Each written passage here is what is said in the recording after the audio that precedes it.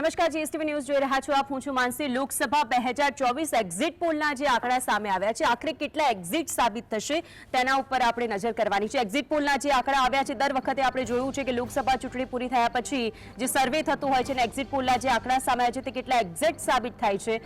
India ગઠબંધનને 150ની આસપાસ બેઠક મળવાનું અનુમાન અત્યારે કરવામાં આવ્યું છે। જે કાલે એક્ઝિટ પોલના આંકડા સામે આવ્યા તેની ઉપરથી આ વાતો સ્પષ્ટ છે। એનડીએ સપાટું બોલાવશે। ગુજરાતની અંદર પણ 26 મળે તેવી વાતો છે, પરંતુ પરિણામના દિવસે સ્પષ્ટ થશે। છત્તીસગઢ, ઉત્તરાખંડની તમામ બેઠકો ભાજપને મળશે તેવી સ્પષ્ટતા જોવા મળી છે એક્ઝિટ પોલમાં।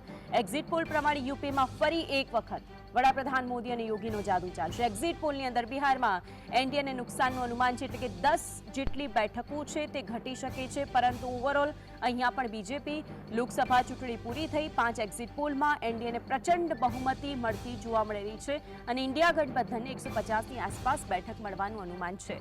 હવે મહત્વની વાત એ છે કે ઇન્ડિયા ગઠબંધનને 150ની આસપાસ જો બેઠક મળે છે, એક તરફ ઇન્ડિયા ગઠબંધનના જેટલા પણ નેતાઓ છે તે લોકો સ્પષ્ટ છે, એ પણ કહી રહ્યા છે કે જે 272નો મેજિકલ ફિગર છે તેને અમે ક્રોસ કરીશું અને અમે જીતીશું, કારણ કે પરિણામ અમારા તરફી આવશે। એક્ઝિટ પોલ કહી રહ્યા છે કે 150થી વધુ મળશે, પરંતુ એ મેજિકલ ફિગરને એ લોકો ક્રોસ નહીં કરી શકે। હવે જોવાનું રહેશે, કારણ કે બસ 2 દિવસનો સમય બાકી છે। 4 જૂનના રોજ પરિણામ છે। સૌથી ઝડપી અને સૌથી સચોટ પરિણામ આપ જીએસટીવી ઉપર જોઈ શકો છો। આ એક્ઝિટ પોલના આંકડા, આસામનો જે એક્ઝિટ પોલ સામે આવ્યો તેની ઉપર વાત કરીએ। ચાણક્ય ન્યૂઝ 24નો જે એક્ઝિટ પોલ છે, જેમાં ન્યૂઝ 18 ઇન્ડિયાની વાત કરીએ તો 34 છે, ભાજપને કોંગ્રેસને 6 અને અન્યના ખાતામાં 0 છે। આજ તક એક્સિસની વાત કરીએ તો બિહારની અંદર 30 સીટો મળે છે, કોંગ્રેસને 10 અને અન્યના ખાતામાં 0। એબીપીસી વોટર 32, ભારતીય જનતા પાર્ટીને 7, કોંગ્રેસને અને 1 અન્યના ખાતામાં। અલગ અલગ દ્વારા એક્ઝિટ પોલ આપવામાં આવ્યા છે। બિહારની વાત કરી લીધી। બિહારની અંદર અસ્પષ્ટ એક્ઝિટ પોલ સામે આવ્યો છે। ચાણક્ય ન્યૂઝ 24નો 36 બેઠકો ભારતીય જનતા પાર્ટીને। છત્તીસગઢની વાત કરીએ, 11 બેઠકો બીજેપીને, કોંગ્રેસને 1 પણ નહીં, ચાણક્ય ન્યૂઝ 24નો છે। જ્યારે કે દિલ્હીની વાત કરી લે તો 6 ભારતીય જનતા પાર્ટીને, 1 કોંગ્રેસને અને અન્યના ખાતામાં 0 આવે છે। ન્યૂઝ 18 ઇન્ડિયા 5 થી 7 બેઠકો દિલ્હીની આસપાસ બીજેપીને મળતી દેખાઈ રહી છે, કોંગ્રેસને 2। આજ તક એક્સિસની વાત કરીએ તો 5 બીજેપી, કોંગ્રેસ 2, અન્યના ખાતામાં 0। જ્યારે કે ABP C વોટરમાં Bharatiya Janata party પાસે 5 જાય છે, 2 કોંગ્રેસને અને અન્યને 0। આ બધું જ દિલ્હીની વાત કરી લીધી, ક્યાં કોને કેટલી બેઠકો મળવાનું અનુમાન છે। હરિયાણાની વાત કરીએ, 6 બેઠકો ભારતીય જનતા પાર્ટી, કોંગ્રેસને 4, અન્યના ખાતામાં 0। ચાણક્ય ન્યૂઝ 24નો એક્ઝિટ પોલ છે। ન્યૂઝ 18 ઇન્ડિયાની વાત કરીએ, 8 બેઠકો બીજેપીને, 2 બેઠકો કોંગ્રેસને, અન્યના ખાતામાં 0। જ્યારે કે આજ તક એક્સિસ કહે છે કે 5 બેઠકો બીજેપીને મળી શકે છે અને 5 કોંગ્રેસને મળી શકે છે। 2019નું પરિણામ ગુજરાતની અંદર ભારતીય જનતા પાર્ટી 26 બેઠક જીતી, કોંગ્રેસને 0 મળ્યું, એટલે કે 26 બેઠકો ગુજરાતમાં ભારતીય જનતા પાર્ટીને મળી હતી। 2019નું આ પરિણામ હતું। 2024માં શું આવે છે, કારણ કે આ વખતે ખેલ બગડ્યો હતો। લોકો કહી રહ્યા છે કે 26 નહીં મળે, પરંતુ 6 થી 7 સીટ જાય છે, 8 થી 10 સીટ જાય છે, પરંતુ હવે કેટલી સીટો જાય છે એક્ઝિટ પોલમાં તો એક પણ સીટ નથી જતી દેખાતી। પરંતુ અહીં સ્પષ્ટ એવું થાય છે કે આ વખતે ગુજરાતની અંદર કંઈક નવા જૂનીના એંધાણ છે। ચાહે તે પુરુષોત્તમ રૂપાલાનો વિરોધ હોય, ચાહે તે બીજેપી તરફનો આક્રોશ હોય, અને ક્ષત્રિય આંદોલન એણે ક્યાં ઇફેક્ટ કરી છે તે 2024ના પરિણામમાં જોવા મળશે। દિલ્હીની વાત કરીએ, ભારતીય જનતા પાર્ટી પાસે 7 બેઠકો હતી, 2019ની વાત છે, અને કોંગ્રેસ પાસે 1 પણ નહોતી ગઈ અને કુલ 7 બેઠકો જીતી છે। બિહારની વાત કરીએ તો જેડીયુ, જેની પાસે 16 બેઠકો હતી, ભારતીય જનતા પાર્ટી પાસે 17 અને કોંગ્રેસ પાસે 1 અને એલજેપી પાસે 6 હતી, આમ કરીને કુલ 40 બેઠકોમાં। 2019ની અંદર હરિયાણામાં બીજેપી પાસે 10 હતી, કોંગ્રેસ પાસે 1 પણ નહીં, એટલે કે હરિયાણાની અંદર તેમનું પ્રભુત્વ વધારે હતું। 2024માં શું આવે છે, કારણ કે આ વખતે પણ અહીં તેમની સરકાર બનતી દેખાય છે। મધ્યપ્રદેશની અંદર ભારતીય જનતા પાર્ટી પાસે 28, જ્યારે કે કોંગ્રેસ પાસે 1 જ બેઠક એમપીમાં મળી હતી। 29 બેઠકમાંથી, એટલે પણ અહીંયા બીજેપીની સરકાર। બીજી તરફ 2019ની વાત કરીએ, મહારાષ્ટ્રમાં ભારતીય જનતા પાર્ટી 23, શિવસેના 18, કોંગ્રેસ 1, એનસીપી 4, એઆઈએમઆઈ 1, આમ કરીને ગઠબંધન કરીને સરકાર બનાવી હતી, જો કે અત્યારે પણ ગઠબંધનમાં સરકાર છે। પંજાબની વાત કરીએ, કોંગ્રેસની અંદર 8 બેઠકો, ભારતીય જનતા પાર્ટી પાસે 2, શિરોમણી અકાલી દળ 2 અને આપની પાસે 1, કુલ 13 બેઠકોમાં બીજેપી સૌથી ઓછી। રાજસ્થાનમાં ભારતીય જનતા પાર્ટી પાસે 24 બેઠકો, જ્યારે કે અન્યના ખાતામાં 1। 2019ના પરિણામો છે આ, જેની આ વાત થઈ રહી છે। 25 બેઠકોમાં હતી એક તરફ ઝારખંડની વાત કરીએ તો બીજેપી પાસે 11, કોંગ્રેસ પાસે 1 અને અન્ય પાસે 2.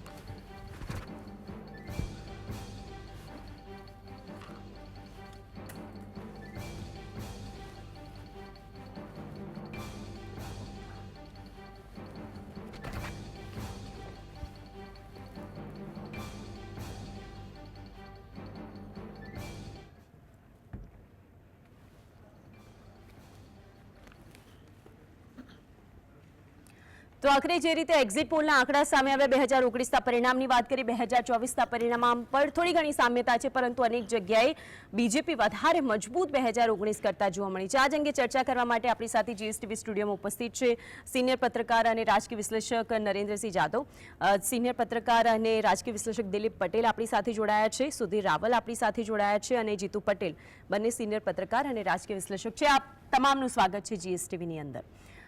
સૌથી પહેલા દિલીપભાઈ આપની પાસે આવવા માંગુ છું. જે એક્ઝિટ પોલના આંકડા કાલ રોજ સામે આવ્યા તેને શું આપ એક્ઝિટ માનો છો ખરા? એક્ઝિટ પોલ આમ તો જો કે એનો જે સર્વેનો જે ડેટા હોય છે એ ડેટા અમુક મર્યાદિત હોય છે. માનો કે ગુજરાતમાં 52,000 બૂથ છે, તો કમસે કમ એક બૂથમાંથી એક વ્યક્તિનો અભિપ્રાય લેવામાં આવે ત્યારે એનો સાચો આપણે માની શકીએ. અત્યારે તો આ એક અંદાજિત હોય છે અને અંદાજ અત્યાર સુધી આપણે જોયું છે. ગયા 2019ની વાત કરીએ તો 2019માં એક ટાઈમ્સ નાવનો કંઈક થોડોક નજીક હતો, બાકી બધા જ સર્વે ખોટા પડ્યા હતા, વધારે બેઠકો બતાવતા હતા અને આવી હતી 300ની આસપાસ.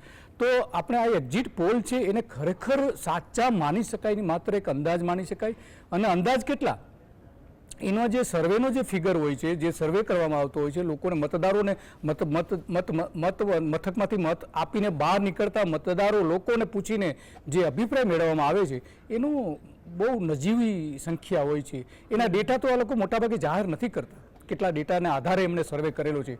તો આ જે મને લાગે છે કે આ સર્વે જે થાય છે ખરેખર એક્ઝિટ પોલનું એ લોકોના જે મન છે એ મનને ફેરવી નાખે છે. માનો કે અમુક વિસ્તાર એવો છે કે જ્યાં એક પાર્ટીની વિરુદ્ધ મતદાન થયું છે, પરંતુ એક્ઝિટ પોલ એવું બતાવતું હોય છે કે ત્યાં એ પાર્ટી જીતી રહી છે. તો લોકોને એવું થાય છે કે ભાઈ મેં તો આ પાર્ટીને મત આપેલો હતો, તો એ પાર્ટી કઈ રીતે બીજી પાર્ટી કઈ રીતે આવી? તો આ એક મોટી મૂંઝવણ મતદારોના મનમાં હોય છે.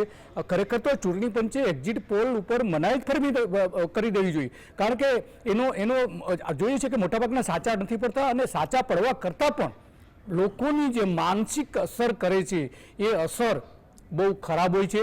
લોકો છેલ્લે માની બેસે છે કે ના આ જ પાર્ટી આવી શકે છે.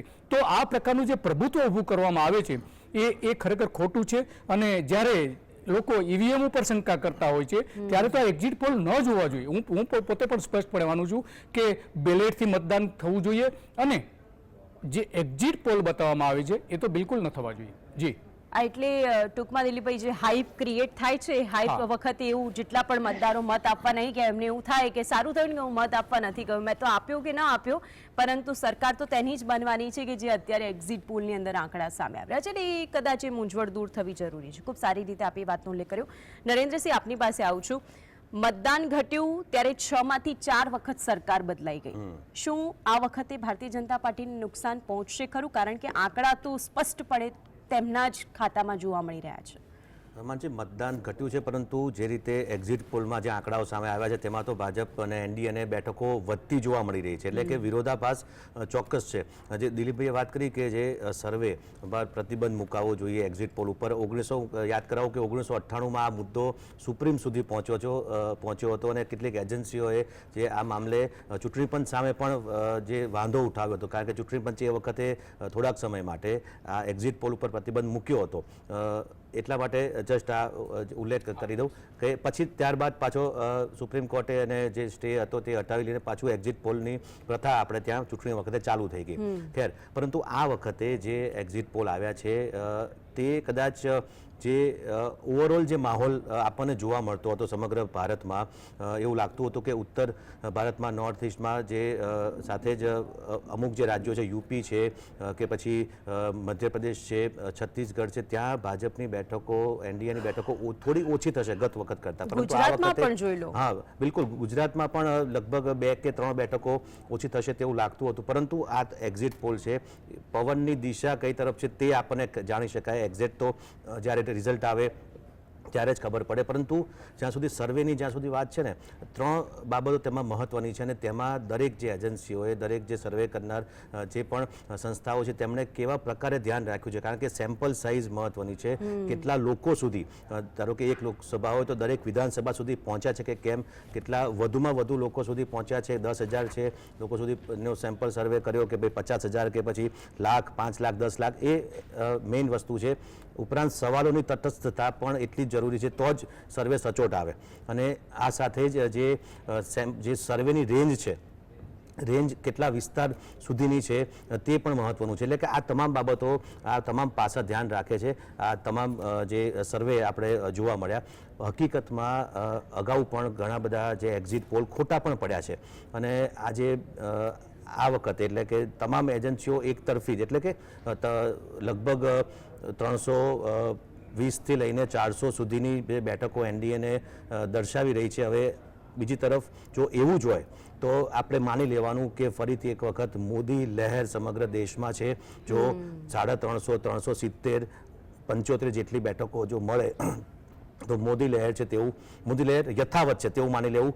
બીજી તરફ ઇન્ડિયા ગઠબંધન, તેના જે મુદ્દાઓ હતા, જે 5 ન્યાયની વાત હતી, બેરોજગારી, મોંઘવારી, આ તમામ મુદ્દાઓ પ્રજાને સમજાવવામાં નિષ્ફળ ગઈ છે તેવું આપણે માનવું રહ્યું. કારણ કે સમજાવટ એમનામાં જ નથી, કારણ કે એકજૂટતા એમનામાં જ નથી અને કદાચ એટલે જ લોકો જોઈ શકે કે જ્યાં ગઠબંધન થઈને એકજૂટતા ત્યાં નથી તો પછી અહીંયા સરકાર કેવી રીતે ચલાવશે. બિલકુલ, એટલે કે એ મુદ્દાઓ નથી સ્વીકાર્યા લોકોએ તેવું આપણે માની લેવું પડે. બિલકુલ.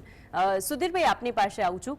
ભાજપે અત્યાર સુધી 5 વખત કેન્દ્રમાં સરકાર બનાવી, 1996, 1998, 1999, 14 અને 19.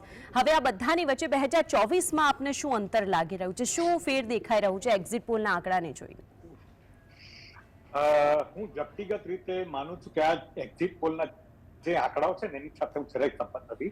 મને કોઈ શબ્દો ચોરવામાં રસ નથી અને હું દિલ્હીમાં છું એટલે હું કેટલીક એજન્સીઓને ઓળખું છું અને ઘણા બધાની કોઈની સાથે વ્યક્તિગત મારે ટીકા ટિપ્પણી પડવાને બદલે પત્રકારત્વ અને ખાસ કરીને રાષ્ટ્રીય મીડિયા ચેનલોની અંદર જે વ્યાપારીકરણ જોવા મળે છે, જે પત્રકારત્વની આદર્શ આચાર સંહિતાનો સરેઆમ પેલો નીકાળવામાં આવ્યો છે, એનાથી દર્શકો પણ વાકેફ હોવો જોઈએ.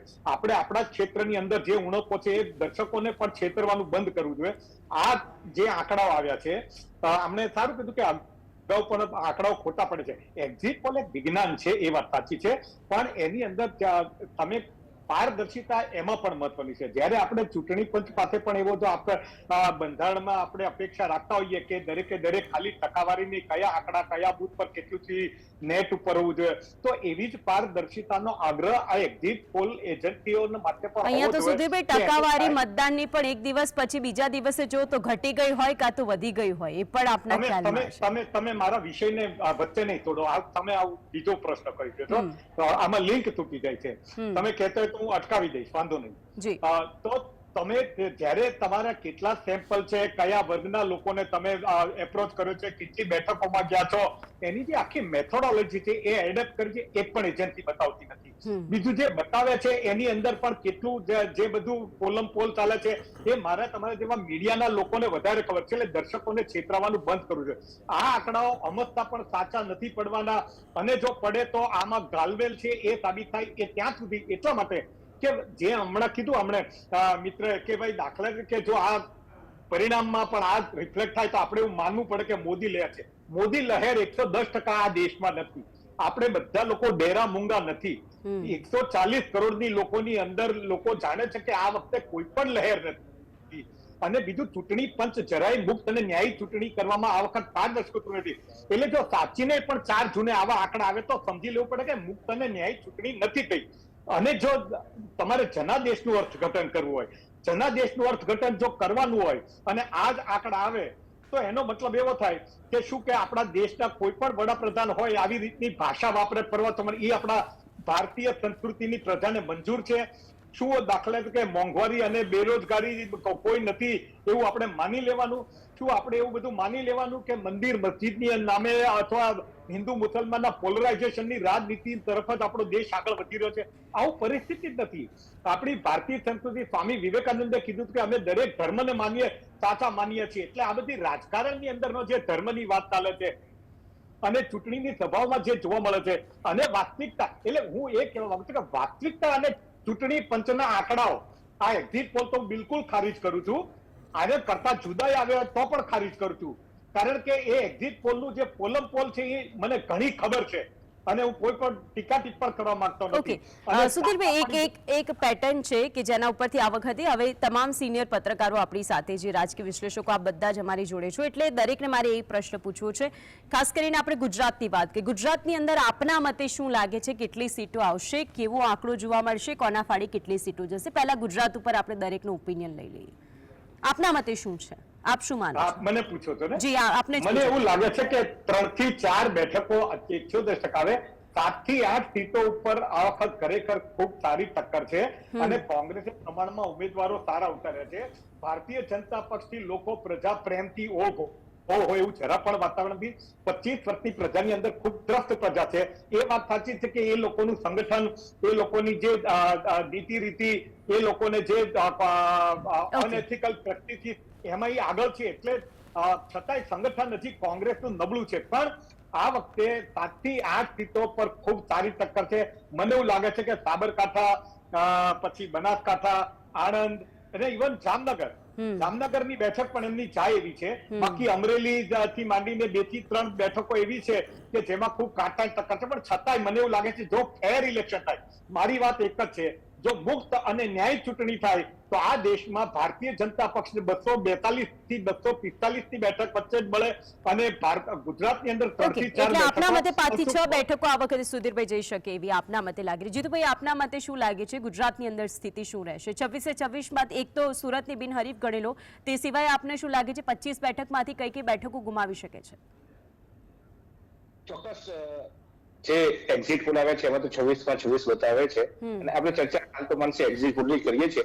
પણ મૂળ વાત એ છે કે બનાસકાંઠા, જેમ સુધીરભાઈએ કીધું તેમ, કે અમુક એવી બેઠકો છે જ્યાં ટક્કર છે અને એમાં ભરૂચની આપણે વાત લઈ શકીએ, બનાસકાંઠા, સાબરકાંઠા, ઇવન આનંદની બેઠક પણ અત્યારે કટોકટીની વાત છે. એટલે જે આ લોકો કહેતા હતા કે બધે અમે 5 લાખથી વધુ લીડ મેળવીશું, એ તો કદાચ સુરત અને નવસારી બેઠક અને અમદાવાદ અમિત શાહની બેઠકને બાદ કરતા ક્યાંય 5 લાખની લીડ મને નથી દેખાતી. એટલે આ વખતે ચૂંટણી લડાઈ એવો માહોલ સર્જાયો, કારણ કે ગઈ વખતે તો એક તરફી માહોલ હતો અને ભાજપ જ સર્વ હશે એવું લાગતું હતું. આ વખતે શરૂઆતના જયારે ચૂંટણી જાહેર થઈ ત્યારે એવું લાગતું હતું, પરંતુ જયારે ચૂંટણી પતી ત્યારે કોંગ્રેસનું અસ્તિત્વ દેખાયું, કોંગ્રેસ લડતી દેખાઈ અને કોંગ્રેસના ઉમેદવારો લડતા દેખાયા.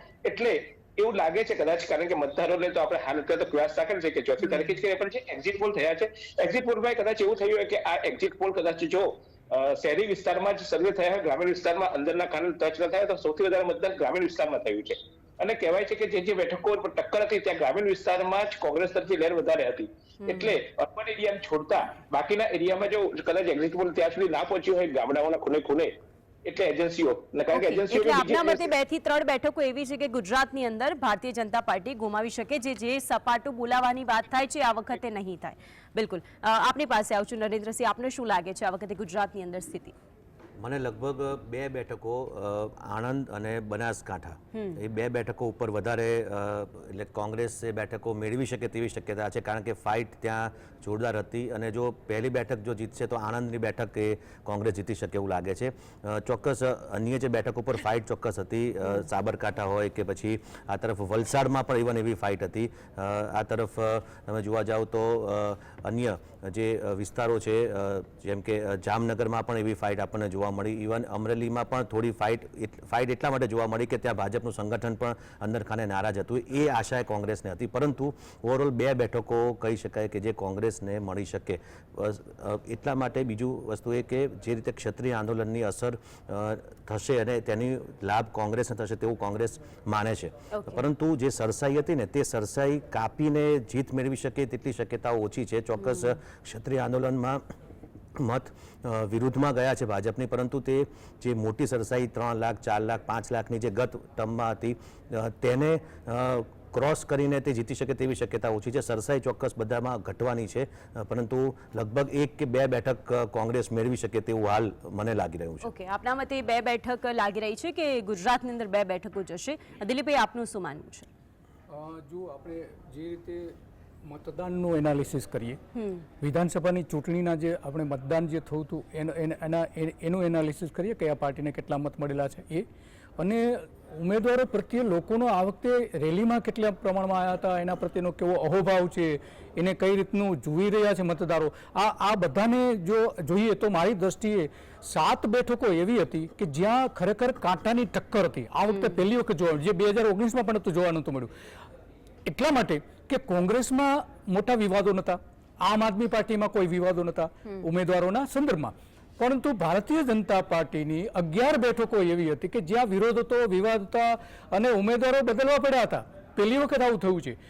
અને ત્રીજી વાત કે જે એક પ્રકારનો વેવ હોવો જોઈએ કોઈ એક પાર્ટી તરફથી, એ પણ જોવા નતો પડ્યો. તો આ બધાની જે સમીક્ષા મારી દ્રષ્ટિએ એક પત્રકાર તરીકે હું જોઉં તો 3 બેઠકો એવી છે કે જે કોંગ્રેસની જીતી શકાય એવી છે, 3 બેઠકો, અને એક આમ આદમી પાર્ટી જીતી શકે એમ છે. એમાં જે 3 બેઠકો હું મૂકી શકું, એક જામનગર, એક સુરેન્દ્રનગર, આણંદ અને કંઈક અંશે વલસાડ. જોકે એ શ્યોર નથી, વલસાડમાં હજુ પણ કંઈક અંશે કોંગ્રેસ માટે વલસાડ પણ એક ફેવર છે. પરંતુ આમ આદમી પાર્ટી ભરૂચની બેઠક જીતી શકે એવી શક્યતાઓ છે જ, એમાં કોઈ સવાલ નથી. પરંતુ આપણે જોઈએ છીએ, માનો કે 2019માં મેં 3 બેઠકો એવી તારવી હતી કે જેમાં આંખો મીચીને આપણે કહી શકીએ કે કોંગ્રેસ જીતી શકે એમ હતી, એક પણ જીતી નથી.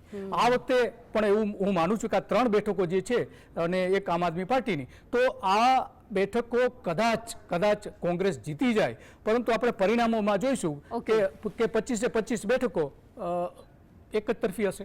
આપના મતે 3 બેઠકો આપને લાગી રહ્યું છે કે ગુજરાતની અંદર 3 બેઠકો એનું કારણ કહું તમને, એનું કારણ કહું કે 12% મત એવા હતા કે આમ આદમી પાર્ટીને વિધાનસભામાં મળ્યા હતા. એ 12% તો અત્યારે કમસે કમ કોંગ્રેસ તરફી ગયા છે અથવા તો એના એલાયન્સ તરફ ગયા છે.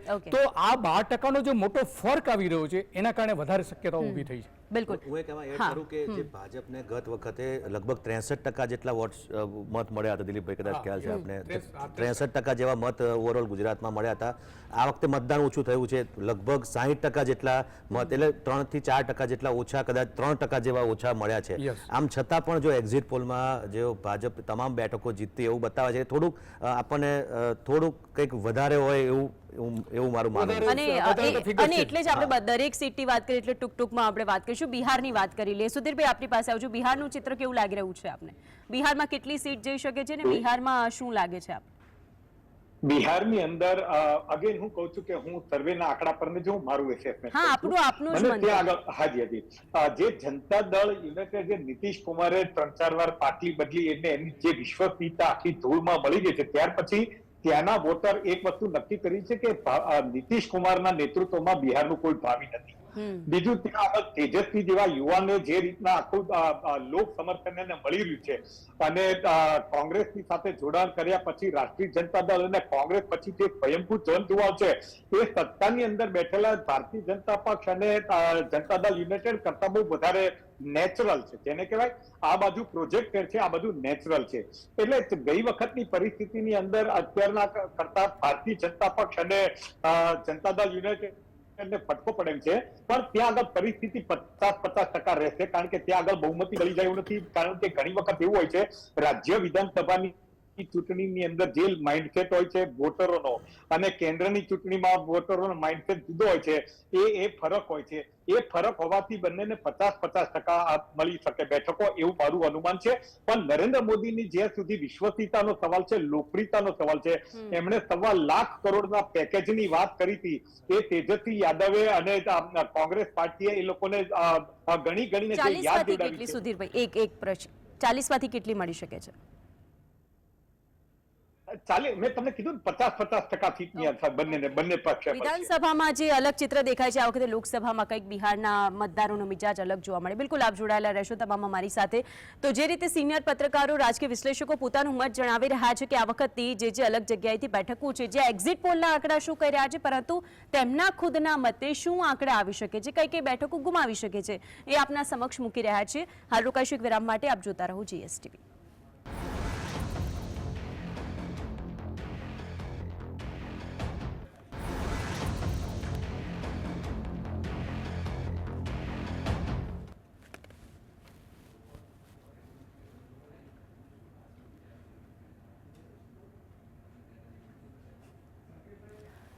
બ્રેકમાં સ્વાગત. એક્ઝિટ પોલના જે આંકડા સામે આવ્યા, અત્યારે આપણે વિશ્લેષણ કરી રહ્યા છીએ. તમામ સિનિયર પત્રકારો અને રાજકીય વિશ્લેષકો આપણી સાથે જોડાયેલા છે. તેમના મતે ક્યાં કેવું ચિત્ર જોવા મળી શકે છે? બિહારની અંદર જે રીતે સુધીરભાઈએ વાત કરી લીધી કે 50% જેવું સ્પષ્ટપણે દેખાય છે. હવે વાત કરીશું, દિલીપભાઈ આપણી સાથે જોડાયેલા છે. દિલીપભાઈ, મહારાષ્ટ્રની અંદર કુલ સીટ 48. આપને શું લાગે છે મહારાષ્ટ્રમાં કેવું ચિત્ર જોવા મળી શકે છે? જો મહારાષ્ટ્રમાં આ વખતે ચિત્ર જે ગયા વખતે જે હતું એના કરતાં આખી પરિસ્થિતિ અલગ છે. બાકીના જે આપણે રાજ્યો જોઈએ છે, ગુજરાતની આસપાસના જે રાજ્યો જોઈએ છે, એમાં આ વખતે મહારાષ્ટ્રમાં તદ્દન પરિસ્થિતિ જુદી છે. કારણ કે પહેલી વાત તો એ કે ત્યાંની જે લોકોએ ચૂંટેલી એક સરકાર હતી અને લોકોના મતથી ચૂંટેલી સરકાર હતી, એ સરકારને ઉથલાઈ દેવામાં આવી હતી. એના કારણે ત્યાંની વ્યાપક પ્રમાણમાં નારાજગી હતી ચોક્કસ પ્રકારની પાર્ટીઓ સામે. તો એ જે મતદાનમાં, કારણ કે આ મહારાષ્ટ્ર ગુજરાત નથી, ગુજરાતના લોકો લાગણીશીલ હોય છે અને એક તરફી મત કેટલીક બાબતોમાં એ આવી જાય છે અને મત જઈને આપી આવે છે. પરંતુ મહારાષ્ટ્રમાં એવું નથી. મહારાષ્ટ્રમાં લોકો ત્યાંની પરિસ્થિતિ જુએ છે, મહારાષ્ટ્રની વાત પહેલી એ લોકો સમજે છે અને એનો એ અમલ પણ કરે છે. દરેક મતદાનમાં આપણે જોયું છે. અને ત્યાંની સ્થાનિક સરકારો મોટાભાગની એ રીતની જ અત્યારે સુધીમાં આવી છે, લોકલ પાર્ટીની સાથેની. તો મહારાષ્ટ્રમાં આ વખતે એવું લાગે છે કે જે એનડીએ છે એને કદાચ ઓછી બેઠકો આવશે એવું મને લાગી રહ્યું છે, ખાસ કરીને શહેરી વિસ્તારોમાં, જે પૂના છે, મુંબઈ છે, એવા જે વિસ્તારો જે છે, નાસિક. તો આ જે શહેરી વિસ્તારો છે એ કદાચ આ વખતે એનડીએને પસંદ નહીં કરે એવું મને પોતાને એવું લાગી રહ્યું છે. મેં કેટલાક જે તેના જે રિપોર્ટ્સ જે વાંચ્યા છે એના આધારે હું કહી રહ્યો છું. અને બીજી વાત કે મહારાષ્ટ્રમાં જે કંઈ થયું છે એમાં ગુજરાતનો રોલ હતો રાજકીય રીતે. શરદ પવાર પણ એક વખત ગુજરાતમાં અહીં અમિત શાહને આવીને મળી ગયા હતા. એને મળવા આવવું પડ્યું હતું, મળવા આવવાની ફરજ પડી હતી.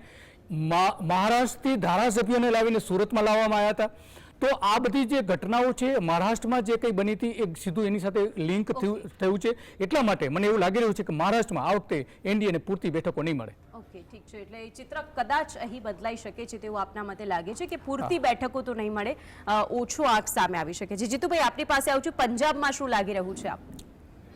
13 બેઠકો પંજાબમાં આપની સરકાર ત્યાં છે અને આમ આદમી પાર્ટીના જે રીતે આ વખતે ઇસ્યુ ઉભા થયા હતા, કેજરીવાલને જેલમાં પૂરીને પછી ત્યારબાદની ચૂંટણી લડાઈ, કદાચ ઇમોશનલ મતો, ખેડૂત આંદોલનની પણ ત્યાં અસર છે. તો ઓવરઓલ એવું માનું છું કે ત્યાં ભાજપનો અત્યારે જે વર્તમાન દેખાવ છે એ કદાચ યથાવત રહે, એમાં ગ્રો થવાની શક્યતા હું નથી જોતો. હા, એક્ઝિટ પોલમાં થોડુંક હજુ આમ પ્લસ માઇનસ બંધાવે છે, પણ હું માનું છું કે ત્યાં ચોક્કસ ભાજપને થોડીક મુશ્કેલીઓ પંજાબમાં દેખાઈ રહી છે.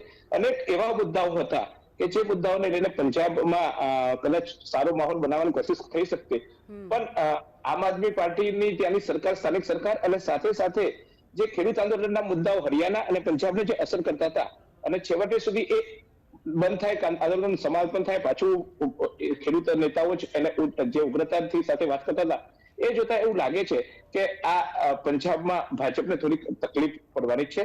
અને ગઈ વખતે પણ બહુ ઓછા પરિણામોમાં બહુ ઓછી જે બાંધછોડ કરવાની વાત આવતી હતી, એ જ આ વખતે પણ ત્યાં ભાજપે બાંધછોડ કરવી પડશે. પણ અન્ય રાજ્યોને કદાચ લઈને ભાજપ ત્યાં કવર કરી શકે અને કેન્દ્રમાં ભાજપની સરકાર આમ આદમી પાર્ટી જ આપને અહીં મજબૂત દેખાઈ રહી છે. ઇમોશનલ વોટ કદાચ મળી શકે, કોંગ્રેસ પણ કદાચ 1-2 બેઠકો જીતી શકે, અને પરંતુ આપ ત્યાં સ્પષ્ટપણે જોવા મળી છે આપના મતે. બિલકુલ. આપની પાસે આવું છું નરેન્દ્રસિંહ. કર્ણાટકની અંદર કુલ 28 બેઠકો, 2019ની અંદર 25 બીજેપીના ફાળામાં ગઈ હતી. આપને શું લાગે છે આ વખતનું ચિત્ર?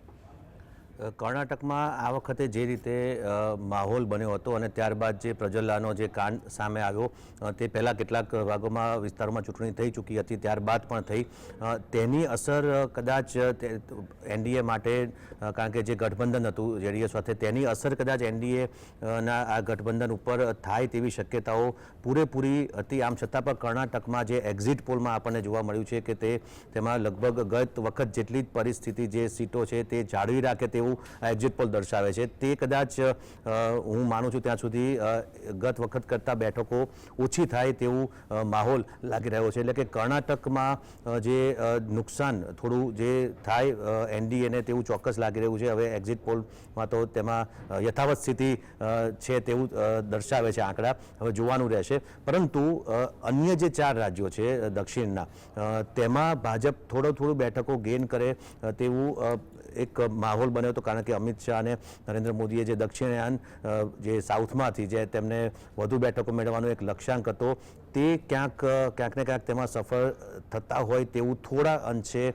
લાગી રહ્યું છે આ એક્ઝિટ પોલના આંકડાઓના આધારે. કારણ કે પરંતુ આંધ્રમાં ચંદ્રબાબુ નાયડુના સહારે તેમની બેઠકો અત્યારે આજે 25માંથી 20 બેઠકો મેળવે તેવો જે એક અંદાજ છે તે ચંદ્રબાબુ નાયડુના સહારે જ જીતી શકે, એકલા જીતી શકે તેવી કોઈ શક્યતા ફેર પડશે ને એવું લાગે છે કે જે મજબૂત રીતે જે બીજેપી છે તે અહીં જોવા મળશે. સુધીરભાઈ, આપના સુધી અવાજ આવી રહ્યો હતો જમ્મુ કાશ્મીરની અંદર, શું આપને લાગી રહ્યું છે?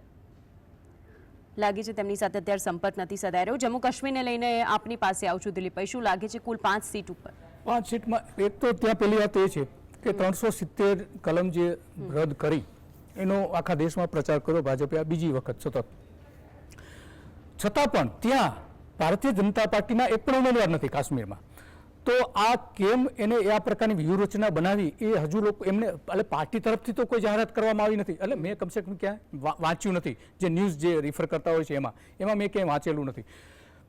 એ શા માટે એવો નિર્ણય લીધો ભારતીય જનતા પાર્ટીએ કે કાશ્મીરમાં આપણો એક પણ ઉમેદવાર નહીં? આ એક મોટી દ્વિધા આખા ભારતના લોકોના મનમાં છે. બીજી વાત કે ત્યાંની લોકલ સ્થિતિ છે એ ભલે દાવો કરવામાં આવે કે સુધરી છે, સારી છે, ભલે ત્યાં હજુ એટલું બધું ક્રાઇમ નથી, પરંતુ લોકોના જે આંતરિક બાબતો જે છે એના દિલમાં જે પડેલી વાત છે એનો રોષ હજુ ઠંડો પડ્યો હોય એવું લાગતું નથી. અને તો જ સ્વાભાવિક છે ભારતીય જનતા પાર્ટી ત્યાં પોતાના ઉમેદવારો ઉભા ન રાખી શકે. તો એવું લાગી રહ્યું છે કે ત્યાં અત્યારે તો એનડીએ માટે મુશ્કેલી પરિસ્થિતિ તો છે જ. ઓકે, સુધીરભાઈ આપની પાસે આવું છું. રાજસ્થાનની અંદર કુલ 25 સીટો 2019ની અંદર ભારતીય જનતા પાર્ટીના ફાળામાં 24 ગઈ હતી, આરએલપી પાસે 1 અને કોંગ્રેસ 0. શું લાગે છે આ વખતનું ચિત્ર? રાજસ્થાનની અંદર તો જેમ અગેન એક્ઝિટ પોલમાં આંકડામાં આવ્યું છે કે ખતરો છે, પણ હું એને નથી વળગી દેતો. પણ રાજસ્થાનની અંદર પરિસ્થિતિ 100% આ વખતે તકલીફ વાળી રહેશે ભારતીય જનતા પક્ષને, કારણ કે એમણે જે રીતના મુખ્યપ્રધાન પણ અચાનક બનાવ્યા, જેમાં સંગઠનને કોઈને વિશ્વાસમાં ન લીધો, વસુંધરા રાજેનું જે રીતનું કદ રાજકીય રીતે અને એક માસ લીડર તરીકે આજે પણ એનું રિસ્પેક્ટ એટલું જ છે. અને છેલ્લે 5 વર્ષ કરતા પણ વધારે વખત એને સાઇડલાઇન હાઈકમાન્ડ દ્વારા કરવામાં આવવા છતાં રાજસ્થાનની અંદર હજી એનું જે વજૂદ છે એવું બીજા કોઈ નેતાઓનું છે નહીં. 5 વર્ષ અત્યારના બીજી સરકાર પણ ગઈ છતાંય તે વસુંધરા રાજે નું કદ છે અને એને સાઇડલાઇન રાખી છે. એની અસર પડશે સંગઠનની અંદર. ભારતીય જનતા પક્ષને હરાવશે એવું આમાં દેખાશે. 5 થી 7 બેઠકો એની ચોક્કસ જ ત્યાંની અંદર જતી રહેશે, કારણ કે આ વખતે એને 25 બેઠકો નહીં મળે. 5 થી 7 બેઠકો કોંગ્રેસ લઈ જશે. બીજો મારે મુદ્દો વધારે કહેવો છે, દર્શકો માટે બહુ જરૂરી છે, એક જ મિનિટ લેતો મને, કે આપણે આ જે એક્ઝિટ પોલ ખોટા હોય એવું જે મેં અગાઉ કીધું, તો એની પાછળ લોકોને પ્રશ્ન થાય કે તો પણ તો શા માટે હોય, તો એનો ઓબ્જેક્ટિવ શું હોતું શું? તો એક્ઝિટ પોલની પાછળ મુખ્ય 3 કારણો હોય છે. એક તો મનોવૈજ્ઞાનિક સ્તર પર એક એવું વાતાવરણ બનાવવામાં આવે કે જેના કારણે જે પોસ્ટપોલ એલાયન્સ ઉપર એની બહુ જબરદસ્ત અસર પડતી હોય છે. પોસ્ટપોલ એલાયન્સ જે સાથી પક્ષોને લાગે કે કયો પક્ષ સત્તા પર આવે છે એટલે પહેલેથી એની તરફ થઈ જાય, અને જે પડદા પાછળની નેગોશિએશન છે એમાં એની વધારે પડતી નજીક એ રહી શકે, કારણ કે આ 2-3 દિવસના ગાળામાં એ જ થતું હોય છે. બીજું એક એવું સંપર્ક કપાઈ ગયો છે તેમની સાથે. બિલકુલ જી, તોડજોડની નીતિ હોય અને બિલકુલ, અને એ જ આપણે કરવાનો પ્રયાસ હોય છે. બિલકુલ આપની પાસે આવું સુધીરભાઈ, આપની વાત પછી પૂરી કરીશું. જીતુભાઈ આપની પાસે આવું છું. મધ્યપ્રદેશની વાત કરી લઈએ. કુલ સીટ 29, એમપીની અંદર શું લાગી રહ્યું છે? 2019ના પરિણામમાં તો ભારતીય જનતા પાર્ટી પાસે 28 ગઈ હતી. શું લાગે છે આપને? વિધાનસભાની ચૂંટણીમાં એમપીના પરિણામો બહુ અલગ આવ્યા હતા, અને આ વખતે ફરી એકવાર ત્યાં જે બેઠકો છે, એમપીની જે 29 બેઠકો છે, એમાંથી ભાજપને ત્યાં સારો દેખાવ મળશે, એટલે કે એનડીએને ત્યાં સારો દેખાવ જોઈ રહ્યો છું. આખો માહોલ બદલાયો હતો, અને રાજ્ય સરકારની એટલે વિધાનસભાની ચૂંટણી હજુ હમણાં જ ગઈ, એટલે એ માહોલ હજુ કન્ટિન્યુ હોય એને હેન્ડીકેપ કરવા માટે ભાજપે બધા જ પ્રયત્નો કર્યા હતા, અને એ બધા પ્રયત્નોમાં મને સફળ દેખાય છે.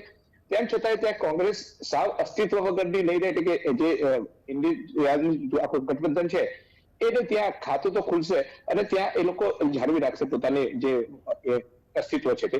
પણ ભાજપે અહીંયા એને ગેઇન કર્યું છે. ભાજપને જે આખો એક ગઈ વખતે એવું હતું કે ભાઈ કદાચ આ સરકાર જશે કે વધશે એવા જે પ્રશ્નો હતા એ આ વખતે ચોક્કસ લોકસભામાં એનો બેનિફિટ મળી ગયો છે. વિધાનસભાનો સીધો જ અમને નફો મળ્યો હોય એટલે વિધાનસભાનો જે વેવ છે આ વખતે લોકસભામાં જોવા મળશે અને જે અત્યારે ઉત્સાહનો માહોલ છે ને જે એક્ઝિટ પોલના આંકડા છે તેને અનુસરીને સારું એવું બીજેપીના ફાળામાં જઈ શકે એવું લાગી રહ્યું છે.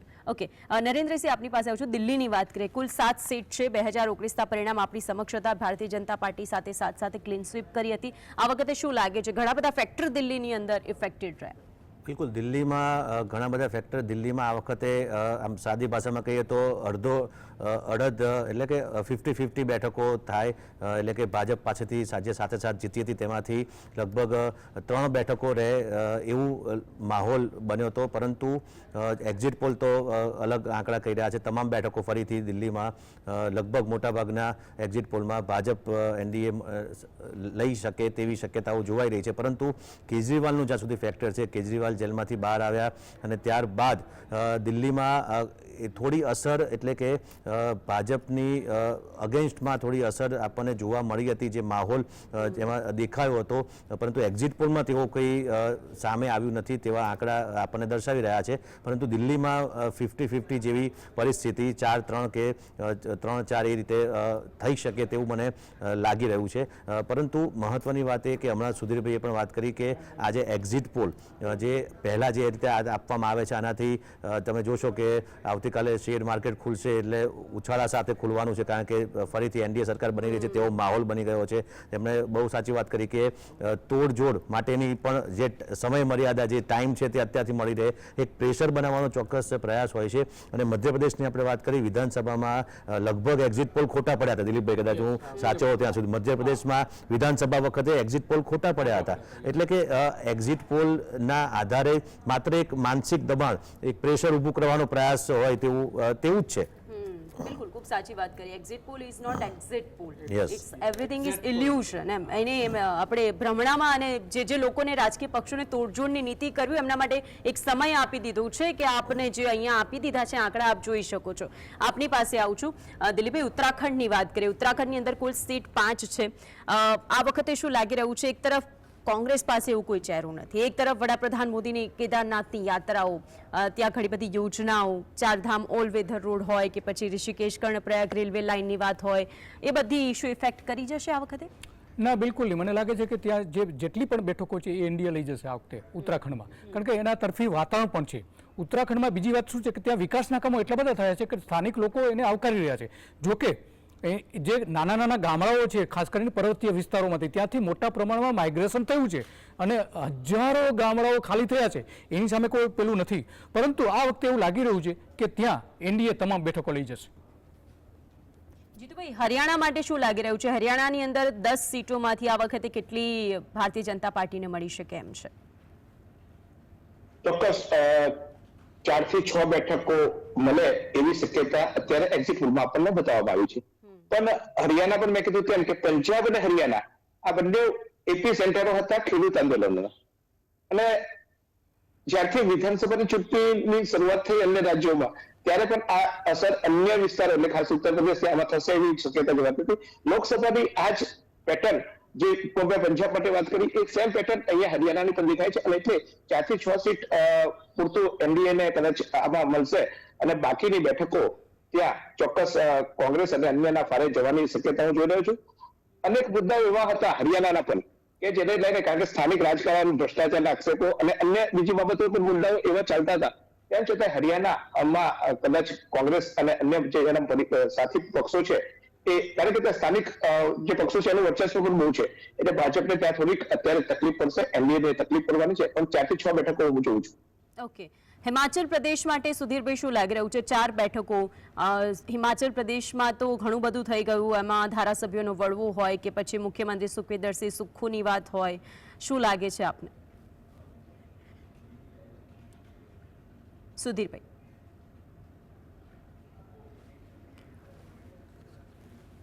લાગે છે તેમના સુધી અવાજ નથી પહોંચી રહ્યો. દિલીપભાઈ, આપને શું લાગે છે હિમાચલ પ્રદેશ માટે? હિમાચલ પ્રદેશમાં આમ તો જો કે મારો બહુ એટલો બધો સ્ટડી નથી કે ત્યાં ખરેખર શું પરિસ્થિતિ છે, પરંતુ 2019માં ભારતીય જનતા પાર્ટી પાસે 4 બેઠકો હતી. તેમના જ મુખ્યમંત્રી અને ધારાસભ્યોના બળવાને લઈને ખૂબ ચર્ચામાં રહી આ બેઠક.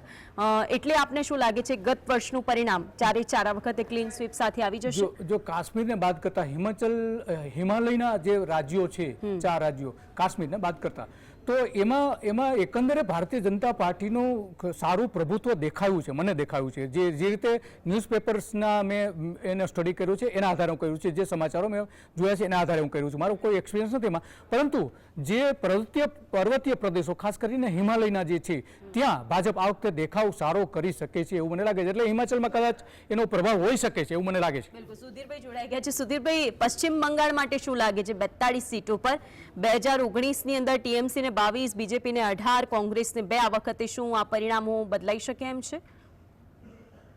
પશ્ચિમ બંગાળની અંદર પરિસ્થિતિમાં ભારતીય જનતા પક્ષને ફાયદો એટલા માટે થશે કે ત્યાં આગળ ઘણી બધી રાજકીય ઉથલપાથલો જે થઈ તેની અંદર મમતા બેનર્જી જેમ નરેન્દ્રભાઈની સ્ટાઇલ છે એવી સ્ટાઇલ અરવિંદ કેજરીવાલની છે, એવી સ્ટાઇલ મમતા બેનર્જીની છે.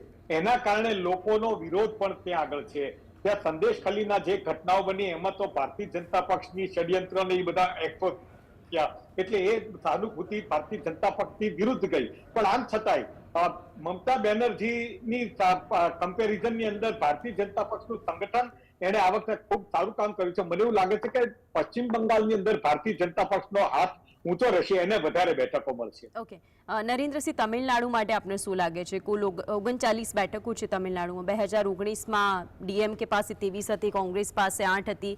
આ વખતે શું લાગે છે આપને તમિલનાડુમાં? તમિલનાડુમાં આ વખતે આપણે એક્ઝિટ પોલ પ્રમાણે પહેલાં જો વાત કરું તો લગભગ 4 થી 5 જેટલી બેઠકો એનડીએને જાય તેવી શક્યતા છે. બીજી તરફ જે ઇન્ડિયા ગઠબંધન છે તેને 13 જેટલી બેઠકો જાય તેવી શક્યતાઓ છે 39 બેઠકમાંથી, અને લગભગ અપક્ષને એકાદ બેઠક જાય. પરંતુ ઓવરઓલ જોવા જઈએ ને તો તામિલનાડુમાં ઇન્ડિયા ગઠબંધન 34 બેઠકો જેટલી ઇન્ડિયા ગઠબંધનને 33 કે 34 બેઠકો જાય તેવી શક્યતા છે. એટલે કે ઓવરઓલ જોવા જઈએ તો તામિલનાડુમાં સૌથી વધુ આશા એનડીએને હતી કે ત્યાંથી વધુમાં વધુ બેઠકો ગેઇન કરવી. પરંતુ જે રીતે ઇન્ડિયા ગઠબંધનનું તામિલનાડુ એક એવું સ્ટેટ છે કે ત્યાં પહેલેથી એક પાયો મજબૂત છે અને તે પાયાને કદાચ હલાવી શકવાની ક્ષમતા કદાચ પનો ટૂંકો પડ્યો હોય તેવું ત્યાંની લોકલ પાર્ટીઓ ઉપરાંત બી ત્યાંની જે પ્રજાની માનસિકતા છે તે પણ હજુ જે ભાજપની જે વિચારધારાને અથવા તો ભાજપ તરફી એટલું આકર્ષણ નથી, અને તે આપણને ચોક્કસ દેખાશે. તામિલનાડુમાં ગેઇન કરવાની આશા ભાજપને હતી, પરંતુ તેટલું ગેઇન કદાચ નહીં કરી શકે. એટલે કે ઇન્ડિયા ગઠબંધનને સમગ્ર દક્ષિણ ભારતની વાત કરીએ તો તામિલનાડુમાંથી સૌથી વધુ બેઠકો તામિલનાડુમાંથી પ્રાપ્ત થશે તેવું મારું માનવું છે. અને એટલે જ સાઉથમાં આટલી બધી રેલીઓ, આટલા બધા સંબોધન હવે એ પક્ષને મજબૂત કરવા માટે કરવી પડે છે. જીતુભાઈ, આપની પાસે આવું છે. આંધ્રપ્રદેશની અંદર 25 બેઠકો. શું લાગે છે આ વખતે અહીંની ટીડીપી મજબૂત છે, ચંદ્રબાબુ નાયડુની પાર્ટી? આ એ ફરી એ જ વાપસી કરશે કે કેમ? હા, ચોક્કસ. આંધ્રપ્રદેશમાં દક્ષિણ ભારતમાં જો એનડીએ માટેનું એક સારું જો કોઈ રાજ્ય હોય ને તો એ આંધ્રપ્રદેશને હું જોઉં છું કે આંધ્રપ્રદેશમાં કદાચ એનડીએને થોડોક લાભ થઈ શકે. બાકી અન્ય રાજ્યોમાં તો દક્ષિણ ભારતમાં ભાજપ અને એના સહયોગીઓ પ્રયાસ કરે છે, પણ ઇન્ડિયા ગઠબંધનની જે ત્યાંની મજબૂતાઈ છે, જેમ કે આપણે અહીંયા પશ્ચિમ બંગાળમાં જે રીતે હોય છે તેવી રીતે ત્યાં એ લોકોનો હજુ એકો જામ્યો નથી. અનેક મુદ્દાઓ લઈને જાય છે, અને આ વખતે તમે જુઓ ચૂંટણીનો આખું ફોકસ ત્યાં હતું, પણ તેમ છતાં ત્યાં એક આ રાજ્યને બાદ કરતા અન્ય રાજ્યોમાં એ નથી પહોંચ્યા. આ રાજ્યમાં એનડીએ નું સારું દેખાશે. ત્યાં એ લોકોનો એક ત્યાં પગ ચમાવવાનો થયો છે, અને એ કદાચ યથાવત રહેશે એવું હું માનું છું. 1-2 બેઠકો પ્લસ માઇનસ થશે, કારણ કે મુદ્દાઓ થોડાક આવ્યા હતા, અને એ મુદ્દાઓને લઈને પણ ક્યાંક 1-2 બેઠકો જે છે એ ત્યાં પ્લસ માઇનસ થઈ શકે. પણ ઓવરઓલ લાસ્ટ ટાઈમ જે હતું એ જ ચિત્ર હું જોઈ રહ્યો છું હાલ, તો કે એ લોકોને લગભગ એવરેજ મળી શકે એવું આપને લાગી રહ્યું છે. બાકી કઈ ફેર નહીં પડે, ત્યાંની જ પાર્ટી મજબૂત રહેશે, ટીડીપી અને અન્ય પક્ષ. દિલીપભાઈ, કેરળની અંદર આપને શું લાગી રહ્યું છે? 20 બેઠકો કેરળની અંદર.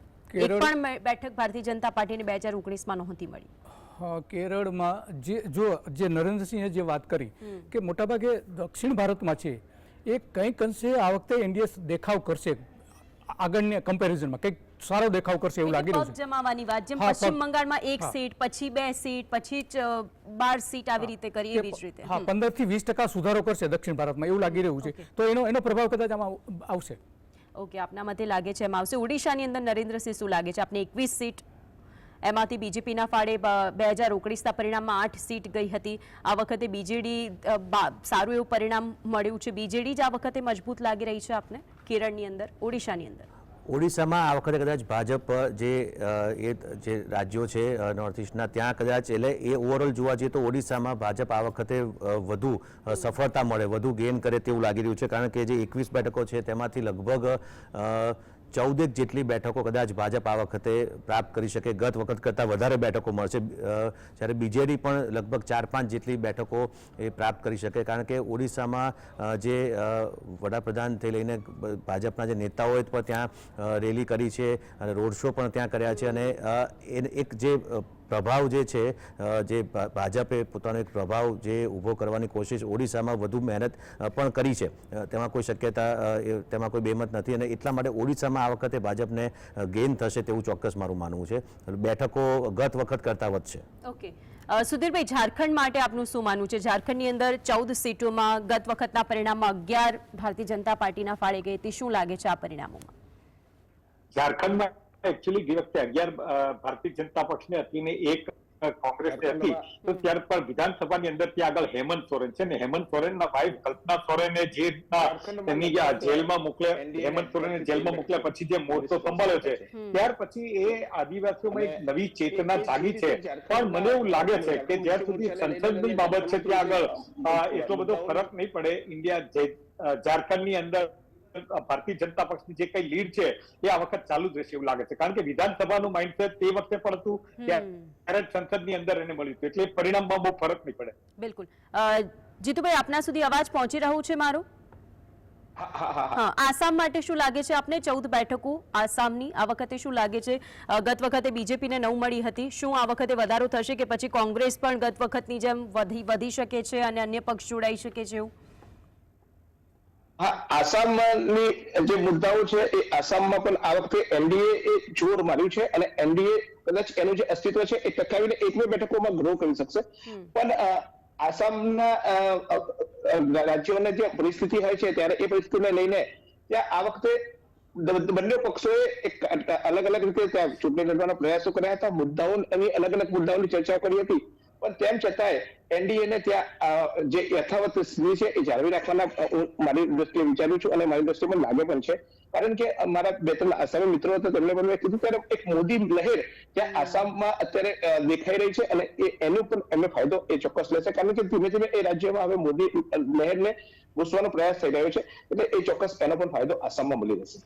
દિલીપભાઈ, મણિપુર માટે આવું છું. મણિપુરની અંદર 2 સીટ, આપને ખબર છે કે હિંસા કેટલા સમયથી ચાલતી હતી. શું લાગે છે મણિપુરમાં ચિત્ર બદલાશે? ગત વખતે તો 1 સીટ મળી હતી બીજેપીને. આ પૂર્વોત્તરના જે 6 રાજ્યો છે એમાં એક આસામને બાદ કરતા મને બહુ નથી લાગતું બીજા રાજ્યોમાં ભાજપને વધારે બેઠકો મળે ગયા વખતે હતી એની કમ્પેરિઝનમાં. કારણ કે ત્યાં બહુ નારાજગી છે. આ કેન્દ્ર સરકાર માટે બહુ નારાજગી છે. નરેન્દ્ર મોદી અને એની સરકારે જે ત્યાં કામ કર્યા છે એનાથી આખા ભારતમાં સૌથી વધારે જો નારાજગી હોય તે પૂર્વોત્તરના રાજ્યોમાં છે, આસામને બાદ કરતા. આસામમાં હજુ કંઈક અંશે ભાજપ દેખાવ સારો કરી શકે છે, પરંતુ બાકીના રાજ્યોમાં છે, લદ્દાખ જો, લદ્દાખમાં પણ બિલકુલ મને લાગતું કે આ વખતે ત્યાં મળી શકે. તો પૂર્વોત્તરના જે રાજ્યો છે એમાં બહુ કંઈ મણિપુર છે, મણિપુરમાં તો કેટલી અરાજકતા આખા ભારતમાં, અને છતાં વડાપ્રધાને એના માટે સંવેદના વ્યક્ત નથી કરી, ત્યાં ગયા નથી મુલાકાતે. આટલું બધું મળીને આપણું એક ભારતનું એક અંગ છે, ત્યાં જો આજની પરિસ્થિતિ હોય તો સ્વાભાવિક છે લોકોનો રોષ હોય. એટલે બહુ કંઈ નથી દેખાતું કે ત્યાં એનડીએ કંઈ ગેઇન કરી શકે. ઓકે, ત્રિપુરા માટે નરેન્દ્રસિંહ શું લાગે છે 2 સીટ ઉપર?